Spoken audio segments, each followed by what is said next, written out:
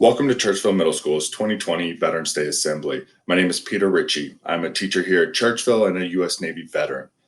Veterans Day is a special time here at Churchville. We have, over the last 12 years, created this program in order to make sure that we honor our veterans, that we connect them with our students in our community, and we educate our students to understand what a veteran is. We take great pride in that ability to make sure our veterans understand the respect and the honor that we have towards them. Our students have the opportunity to hear these stories and understand and start to think about what does it mean to serve our country? What does it mean to make that commitment, make that sacrifice, to go into something that you don't know what is going to happen. You take your orders, you go where you have to go, you do what you need to do to make sure that the our country, that our freedom, that our rights are being protected. As we go through these processes, we want to continue, even though we're not able to hold that gathering. We want to make sure that our community, that our veterans understand that we're still behind them, we're still supporting them. We want to make sure that our students understand that we still have this obligation and we still want to reach out. We want to hear these stories. We've been lucky through the years that we've heard from World War II all the way down to fresh out of boot camp military members. We've had former students that are now serving in the active duty or reserve roles come back and talk to our students. We've been able to create this community with so much support. And the only reason why this program is as successful as it is because of our staff, our students, and our community support behind it. And that allows us to keep growing and keep reaching out. We've partnered up with different veteran organizations to make sure that we find ways. We've had veterans coming in from the National Veterans Art Museum. We've raised money for uh, the Honor Flight Chicago program. We've had Healthy Minds, Healthy Body, and Allen Force come in to do special ceremonies. And as we go through and we look at all these ways of reaching out to these community members, these veteran organizations, and getting more veterans in so that they can see that there's so much hope in where our youth are today and that pride that they have towards our service members. These are the things that make this day special. These are the reasons why there's such a great sense of commitment for this program. We aren't able to pull it all together this year like normal. The thing that's not going to change is the idea that we want to honor our veterans. We reached out and we have interviews from veterans. We want to educate our students about what a veteran is. Through these interviews, through these stories, students are going to be able to hear what the experience was like for individuals. And that experience is different for every single person. Just because you're a veteran doesn't mean that you have that same experience as the veteran sitting next to you. And then we want to connect and we want to find ways that we can connect with our veterans. We're going to be introducing a new unit with our PE department and hopefully reach out and having that connection between a World War II veteran and our students. So we're excited about the possibilities from what even in this virtual world we can do. Thank you for joining us. Now we will watch a clip from last year's program of our Boy Scouts parading the colors and our band playing the national anthem. Audience, please rise for the presentation of the colors.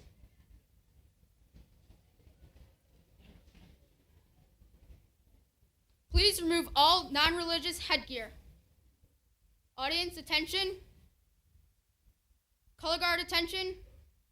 Please place your right hand over your heart. Those in uniform, please salute. Color guard, forward march.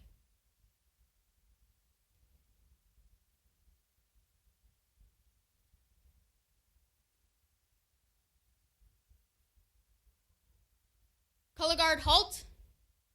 Color guard, prepare to post the colors. Color guard, post the colors. Will you please join me in the Pledge of Allegiance? I pledge allegiance to the flag of the United States of America and to the republic for which it stands, one nation, under God, indivisible, with liberty and justice for all. 2.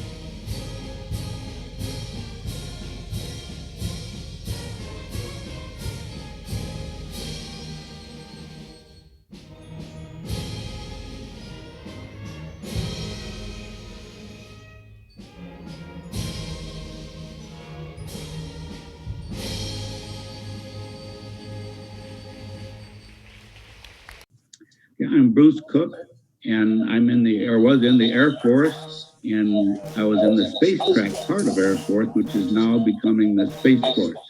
My name is Valerie Ramos, and my branch of service was the United States Marine Corps. Aviation logistics. I had a brother who obviously we lived in Schaumburg, and he came to Chicago to visit for his birthday, and about to graduate high school and join the Marine Corps, and unfortunately, he was killed in March of '96. So that's why I joined to honor him, and he wanted to be a Marine, so that's why I did it. Hi, I'm Alvi Meadows. I was the Chief Petty Officer of the United States Navy. I served between 1981 and 1992. I had 3 major duty stations, one being on the USS Jack Williams in Mayport, Florida, the other being in Key West, Florida on PHM-6, Hydrofall.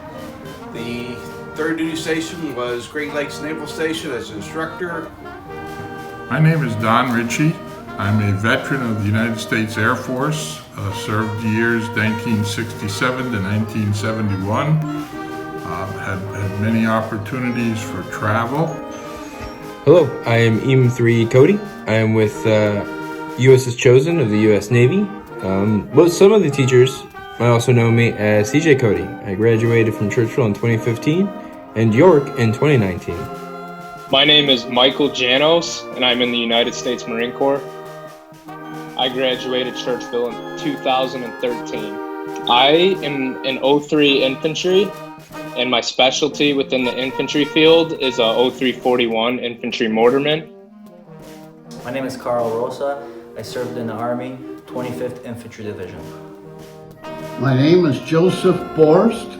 I was in the Navy, Fireman second class. Hello everyone. First I want to thank Mr. Ritchie and the staff and the students here in the Churchville school community for honoring all of us U.S. veterans again this year. My name is Thomas Racine, and I was in the U.S. Navy Seabees as a third class heavy equipment operator. I was attached with the Naval Mobile Construction Battalion 74 and was home ported in Gulfport, Mississippi. I was in the Navy Seabees from 1974 to 1978, then 2 more years of Naval Reserves inactive. My name is Renato Bacci. I'm the grandfather of Jackson Moran, who's a student at Churchville. I am a veteran of the United States Army, spending 30 years total service, 27 in the reserves, and 3 years active duty. Hi, this is Bill Swinich. I was in the Army for 13 years.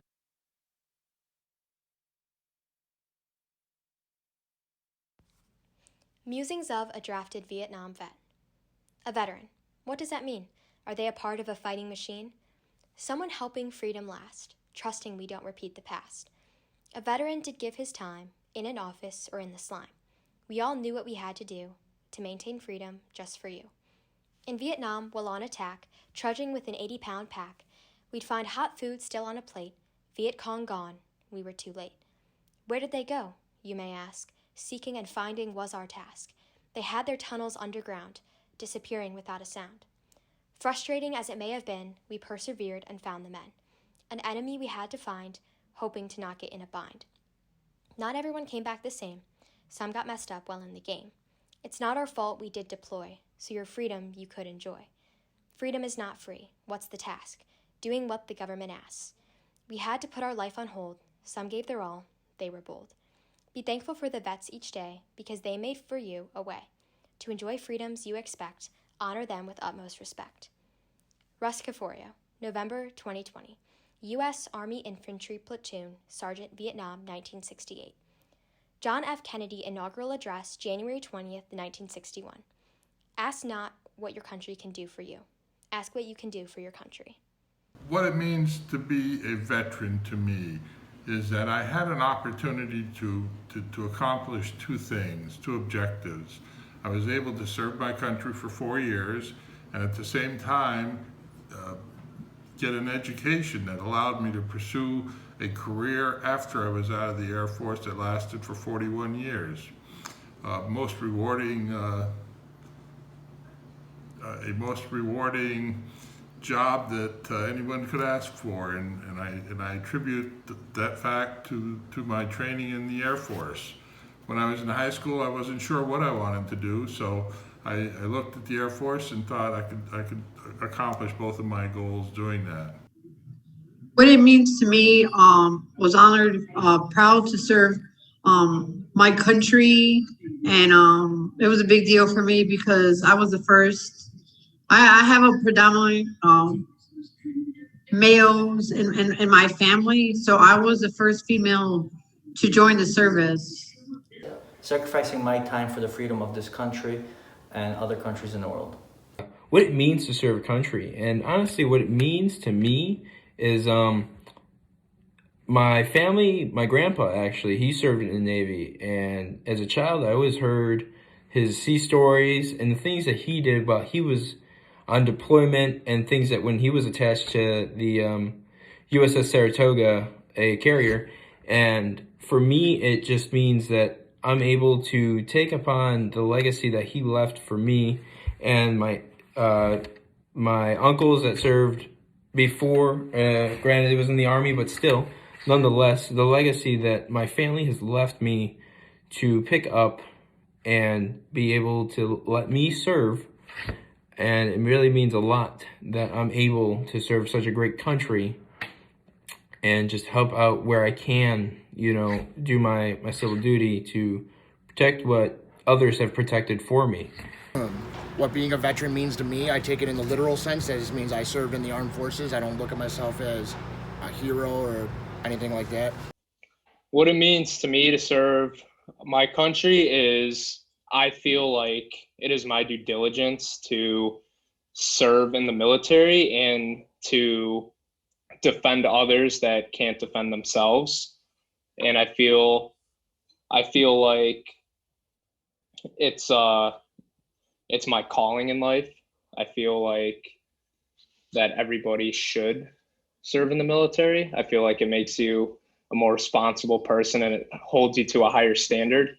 Well, it's that I took care of serving my country. You just feel an obligation, I think, responsibility to protect the country, because we keep reading about the threats to the country.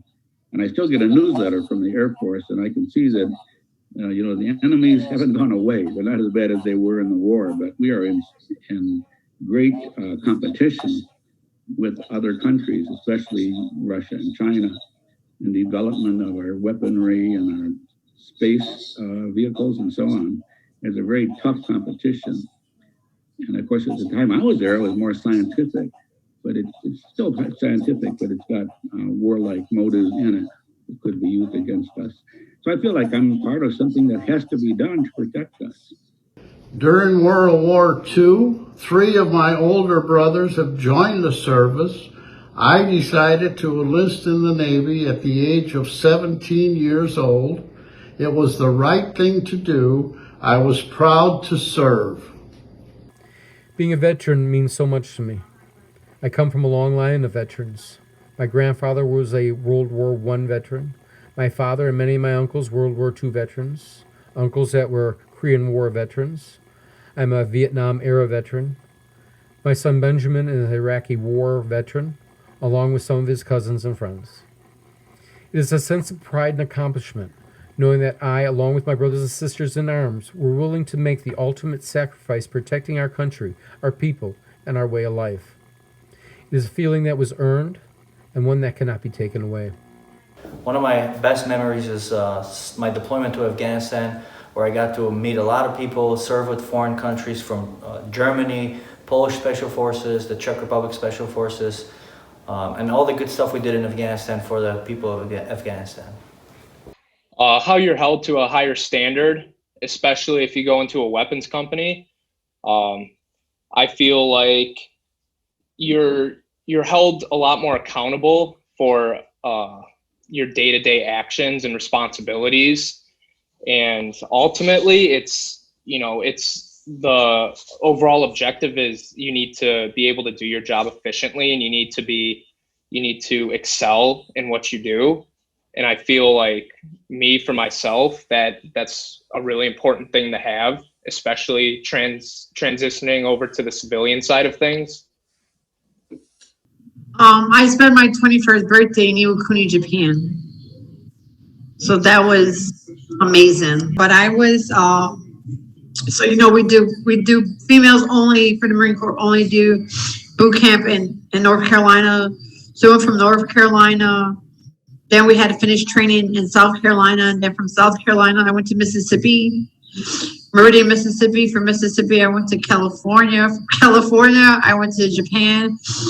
From Japan, I went back to California, to Arizona, and then back to California.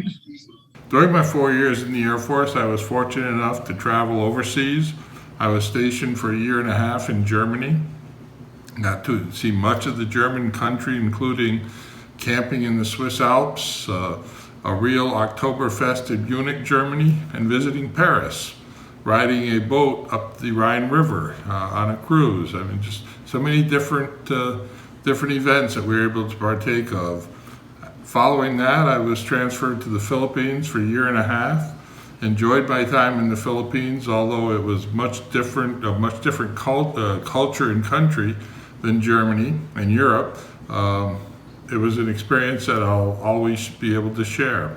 While stationed near, or I should say, on a Pacific island, it's not very near to Vietnam, but we had a good time out there tracking satellites on Johnson Island. And on Saturdays, I would join the other people there, and we'd all go out and go swimming around, looking at the beautiful reef. But I had a red swimming suit. And this one sea lion there, I won't give you her name because that wasn't really something I should say to a large group. But anyway, that was our friend, the sea lion. And she would come by and try to lead me down into the deep. But I could only hold my breath so long. I couldn't go deep enough.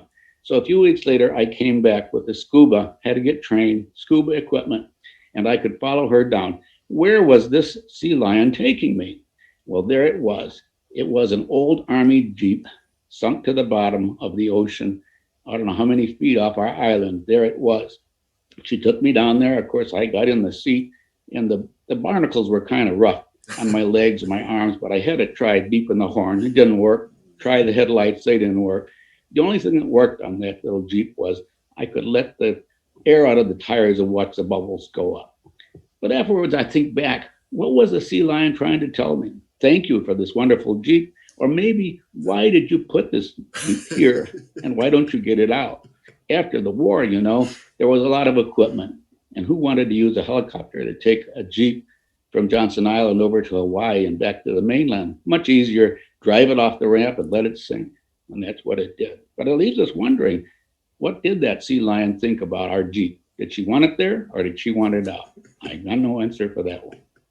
I was assigned to a baby flat top escort carrier stationed in the South Pacific, and our ship was the first to be hit by a Japanese kamikaze suicide plane during the Battle of Leyte Gulf. Because of the damage caused by the kamikaze suicide plane, we had to abandon ship. After spending 3.5 hours in the water, we were finally rescued by one of our destroyers. I have so many memories of being in the service, and it's very hard to pick out one in particular memory. I have memories of the first day in boot camp to the day I was leaving Mississippi on my way home for the last time. I was to go to Vietnam and was being trained to do so. A few weeks prior to leaving, we were told that no military personnel were being sent to Vietnam, and instead, we were going to be sent to Rota, Spain. I've also been in Okinawa, Japan, the Philippines, and to a place called Diego Garcia, the land where no one can hear or see you. Diego Garcia, or the Rock as it's called, is a very small island in the middle of the Indian Ocean. It's about 2 degrees below the equator. The island is about 15 miles long, 7 miles wide during low tide. There, we worked 8 to 12-hour days, 6-7 days a week for 9.5 months, in 120-degree heat and sometimes more. While there, we extended the runway by 1/4 mile into the Indian Ocean. We'd set explosive charges in the coral reefs during low tide, and during high tide, we'd blow it up. Then, during low tide, we'd bring in the equipment and haul out the blown-up coral to be used on the runway project. Even though Diego Garcia was so far from home, and we were there for a very long time, the island itself was one of the most beautiful places I'd ever seen or ever been to. Every sunrise and every sunset was more beautiful than the last, and the pure white sand beaches were amazing. Perhaps I like this memory the most because it was my last deployment, and I know that I will never forget all the other places I've been, but this is maybe one of the most memorable. I spent most of my time in the infantry, the armor, and then in civil affairs. While in civil affairs, I went to Bosnia. And my story that I'd like to tell is during Bosnia, we were in an office building, and next to that office building was an empty lot. People in Bosnia had been fighting each other, Christians versus Muslims. And over the years, a lot of destruction occurred, and many children grew up without ever having a chance to play. My story is that at one point, an international organization built a playground in the empty lot next to our building. And it was so fascinating to hear children's laughter for the first time in the 6 months that had preceded that time. The children were finally able to play and enjoy something other than hiding in their homes. As mentioned before, I was in Air Force, but I was in a program in 1969 called Space Track. And our job there was to track satellites. They weren't really the threat then that they've become now, but it was essential to track every bolt and nut of any satellite that was up there. And that center was very good at it. I got to visit the center. It was up in the mountains over Colorado Springs, or actually Denver, up in there. And deep in the mountain, you go through a long tunnel, and then there's a huge 16-foot door that opens every once in a while. And that's where NORAD was, and that's where the Space Defense Center was. And that's where we would send our data. So that was kind of interesting, and now it's tying into the new Space Force. And we see the threat now in space of somebody damaging the satellites that we use for our communication and navigation. So now we can see why that early work was very important. A funny story is in basic training, you have 55 guys, and it's called a platoon. And when you go to the chow hall, by the time the first guy sits down and eats, the last guy should be getting served. So when the last guy getting served sits down, the first guy should be leaving. They served and fed us in under 5 minutes. Now that wasn't every time, but we had a bet with another platoon and we won. But 55 guys being served and fed in under 5 minutes, just next time you think you're taking too long at dinner. Set goals, work hard to achieve them, stay motivated and dedicated, and always remember what you put out into life is what you're going to get out of it. The best calling in the world is somebody who wants to serve their country. I feel that when you step up and take the oath to defend the country from both, enemies, foreign and domestic, and you hold yourself to a higher standard like that, I think that that itself screams respect. And I remember sitting in their seats watching the Veterans Day Assembly and just always telling myself I wanted to be just like that. And I wanted to put on the uniform and I wanted to make a difference. So that way, when I get older, people that I love and people that I look up to and people who look up to me, they're able to live safely. And then, and females can do it. You know, I'm very small, so you get a lot of books. Oh, you're in the Army. No, you're in the Navy. No, you're a Marine. Look at how small you are. So size doesn't matter. It's mind over matter. And I say that while it be that, it's mental because you'll get used to it physically. But the number one thing, if you go in with a positive attitude, then you'll be all right. One thing I can always say is the military will train you if you have a desire to learn and will not let you fail. Message to students that I would give is, if you're not sure what you want to do when you get out of school or when you graduate, seriously contemplate the military. It matures you, it gives you a chance for an education, and it allows you to meet people that will be your lifetime friends. I still, after 50 years, communicate with a number of the people I served with in both Germany and the Philippines. And again, they were the best days of my life, some of the best days of my life as a military veteran. One other thing, we typically attend the ceremony at Churchville School. Unfortunately, this year, I understand you can't have the ceremony, but Peter Ritchie is our son, and we are very proud of the work that he does for all the veterans, and we just want to compliment him on that fact. So thank you very much for listening, and enjoy your day. The price of freedom is very high for some families who have sent men and women to lose their lives in battles, including some of my buddies. So the one thing we don't want to forget is what President Kennedy said. I don't know what year it was, but this is before I went into the military. I was just thinking about it. I was in high school, and I was taking my friend Jeff home, drop him off, and the president was on the radio, So we stopped a block from his house, said, let's finish listening to this speech. He talks really well. And then he said, ask not what your country can do for you, ask what you can do for your country. And that really connected with me. And that's when I decided to go in the military, that it's not all getting, it's giving too.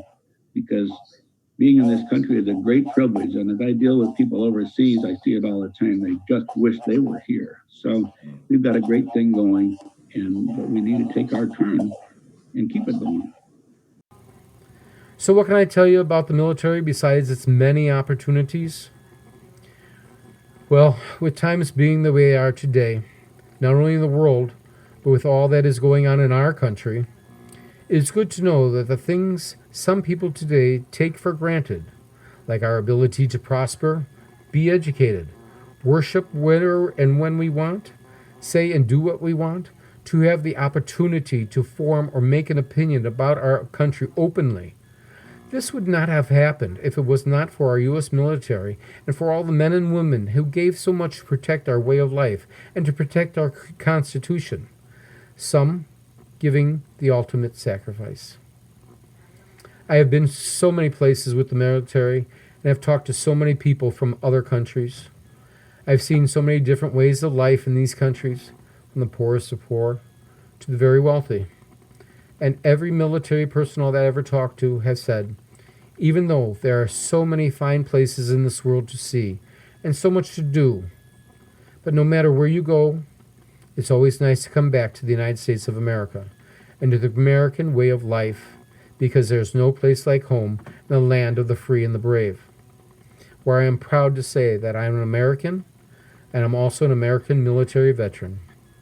Thank you. So I want to recommend to the students to consider how lucky you are as being in the United States, being a part of a society that is peaceful and you can enjoy yourself as a person. Even with the COVID epidemic, we're still able to enjoy being free citizens in the United States. Thank you. And a message is, don't put limitations on yourself. Don't think you can't do something, because then you will never do something. Learn to think outside the box. And that's probably the best life lesson I can give you. So happy Veterans Day, and go Chargers. Veterans Day 2020 is going to look a little bit different than in the past. We don't have all the flags around the school. We don't have our luncheon for our honored guests. We don't have a gymnasium full of community members coming to pay respects to these service members. But we do still have the respect and that commitment to honor our veterans. This year, the PTA helped sponsor yard signs that were placed around the community and in veteran yards. Mrs. Krause and the Churchville Band have recorded over Zoom and put together the ensemble for Hero for our musical tribute to our veterans.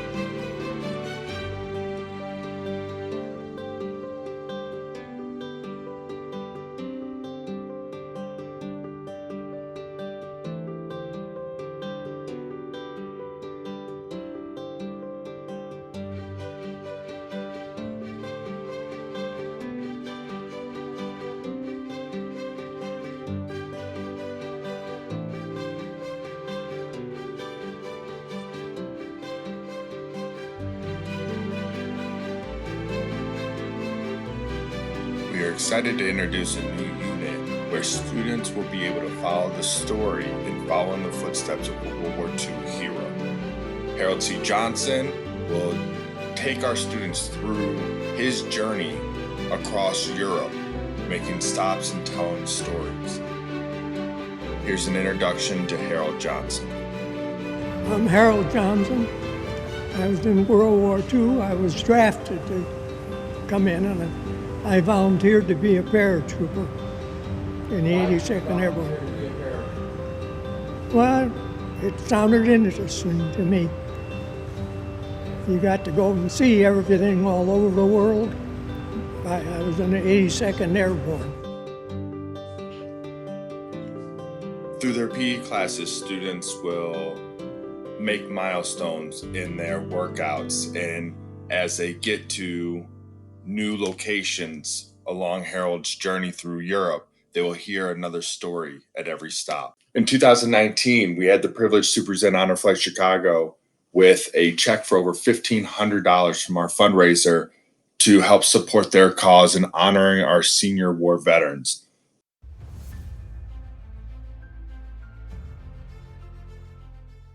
Honor Flight Chicago recognizes America's senior war veterans for their bravery, determination, and patriotism with an all-expense-paid, one-of-a-kind journey to Washington, D.C.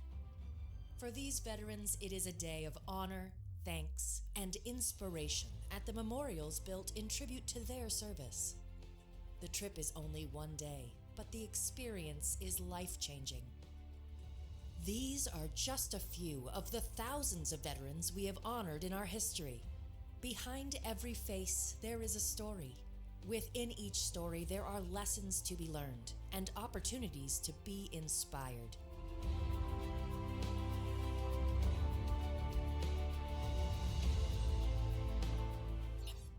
that time, I wanted to be one of the best at my job or what I wanted to do. And one of the things I want to do, I wanted to go airborne. I want to jump out of airplane, as crazy as that might be. But because my buddies would tell me, are you crazy? You want to jump out of airplanes? And that's what I want to do. We caught the tail end of the Korean War, being a young boy. We were very proud of the people that served in the military. So that was kind of a goal for myself and my brother. So when we became of age, I was 17. I graduated high school on June 24th of 1963, and I went to the Marines July 11th of 1963.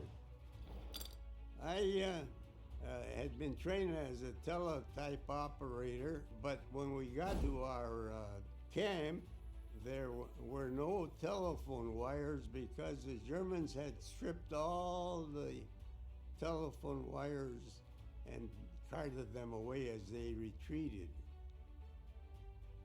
The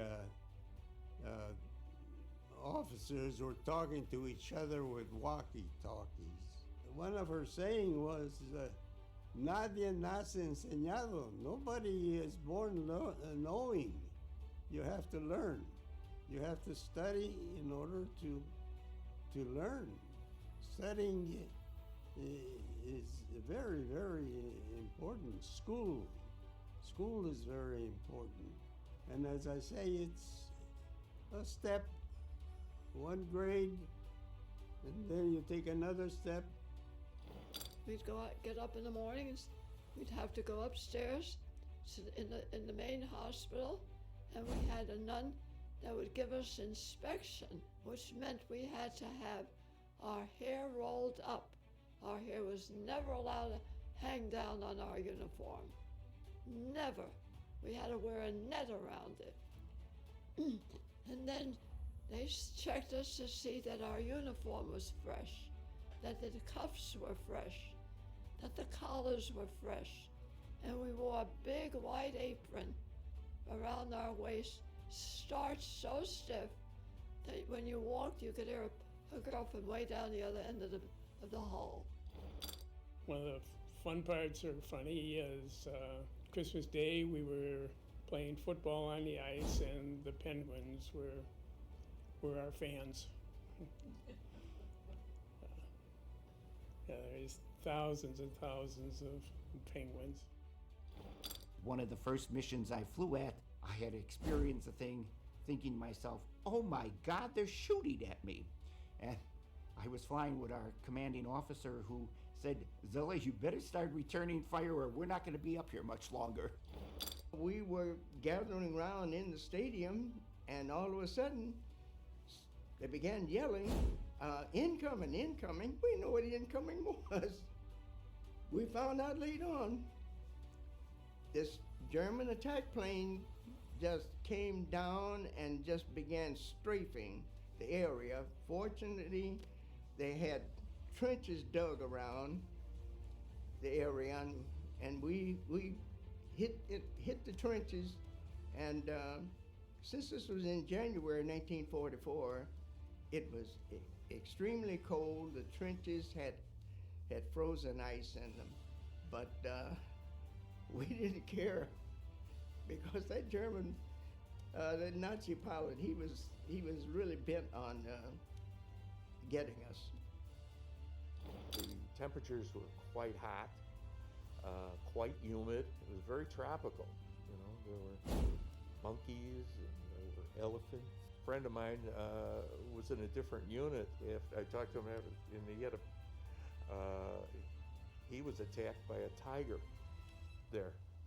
I thought, you know, monkeys, once you're in the jungle, there's nothing but monkeys up high. And they throw things at you. Not good things. We arrived at Midway Airport. 0400 hours we had to be there. From 0400 until 22 or whatever it was we got back from DC.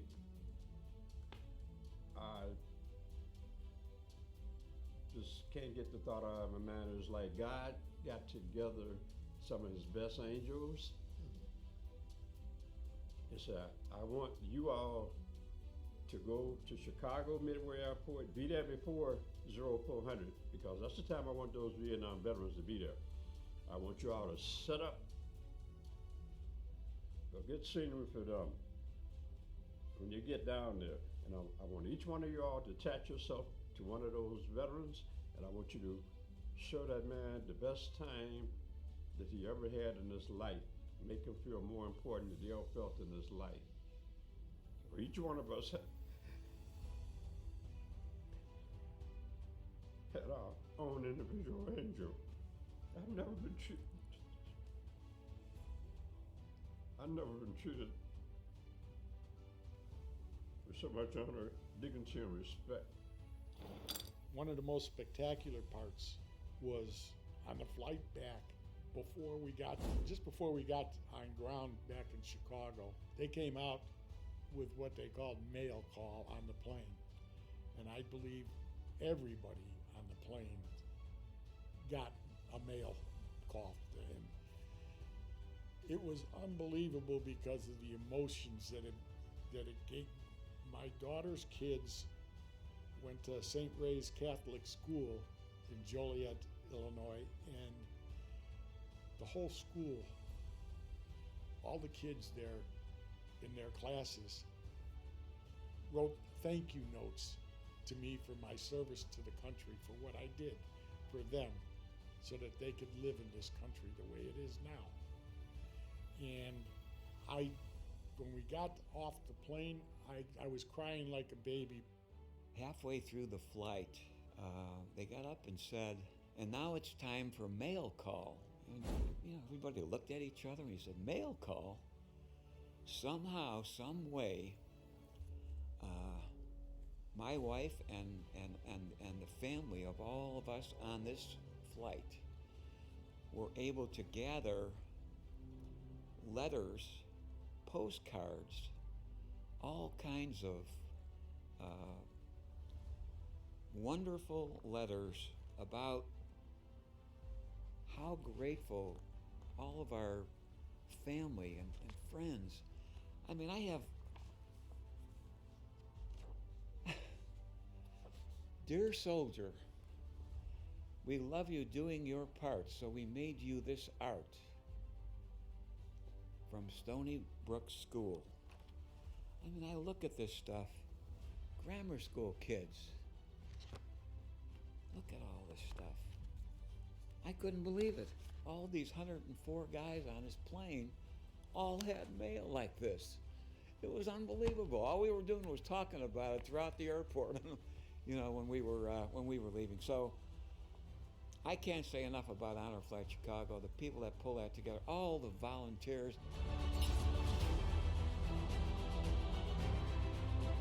Connect with Honor Flight Chicago and veterans in your community to hear the stories like these that our veterans have to share.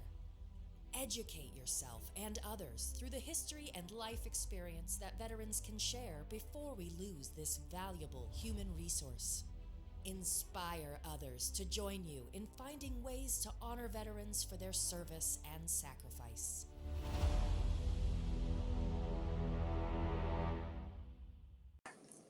From buglers across America, Mr. Rich Wacker will now play taps.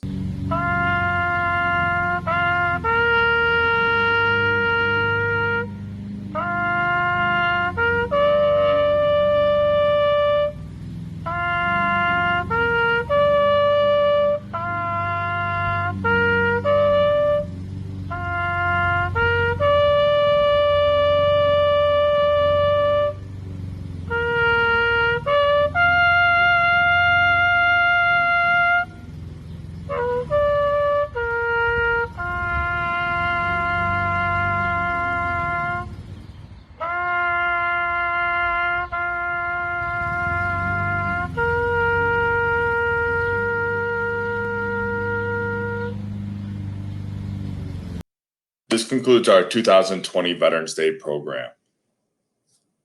Thank you once more to all of our veterans and those that are currently serving We appreciate all that you have done and all that you are doing to protect our country and our freedoms. Happy Veterans Day.